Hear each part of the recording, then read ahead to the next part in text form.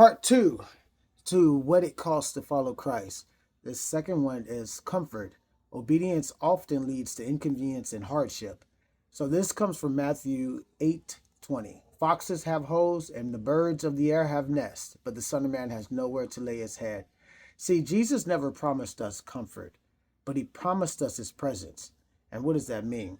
See, we tend to think that as soon as, especially new believers, we think that following Christ will means that we'll have a life of luxury, a life of non-work, I guess, too much comfort, and that it's not obligatory. Like that's not part of the following Christ. We're called to adventure, and I know that sounds kind of fantasy like, but it's the truth. We're This life is an adventure, and it shall be lived out as such.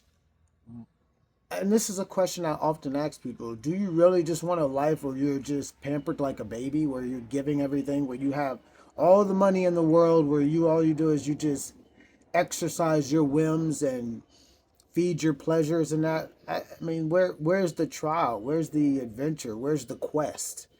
And often they think on it and they're like, you know what? I think the most optimal life would be that there are a bit of trials and tribulations. And that's what Jesus offers us with this journey. He offers us trials to strengthen us. He wants to battle harden us so that it feels better are when you're rewarded for certain things in the world. We're not talking about the afterlife. In this world, when you're rewarded for certain aspects or certain quest missions that you conquered, certain tests that you overcome, there's a internal reward that comes with that.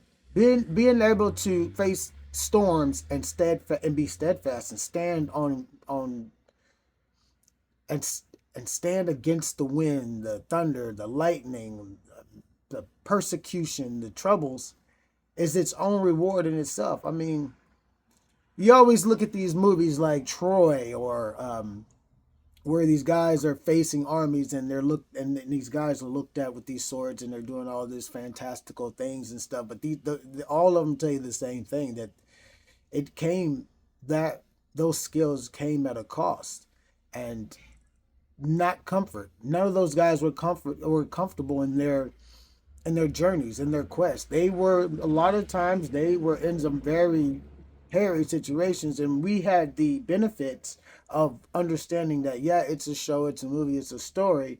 But when you're in that storm, you don't see it as that way. They're not, and I know it's still fantasy. Let's get past the part that it's fantasy. They're in there not knowing the outcome. We know the outcome is good conquers evil. Even now, we understand that Jesus conquered death, and at the end, Satan will be destroyed. Evil will be destroyed. But during the quest, there are still trials you have to conquer. There are still tests you have to get past in order to reach the next level. See, God is not going to give you the next level if you're stuck in the comfort zone. And in some cases, he wants to use you so bad that he will force you out of your comfort zone in order to get you to the next level. And to be honest, that makes the trial a whole lot harder if you involuntarily go through those trials.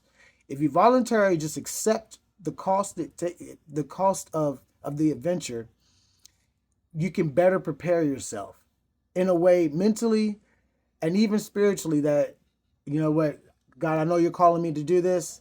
I'm ready for it, and give me what you got. And God's like, all right, we can do this, and just follow me and keep your eyes on me, and we will conquer this, and we will take this down.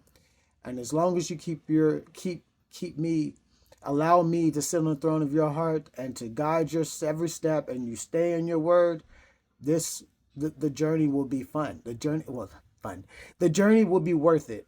And I'm seeing that firsthand. This journey of this walk I have with Christ is giving me tools, is giving me a rational mind, a mind to be able to speak to people with confidence.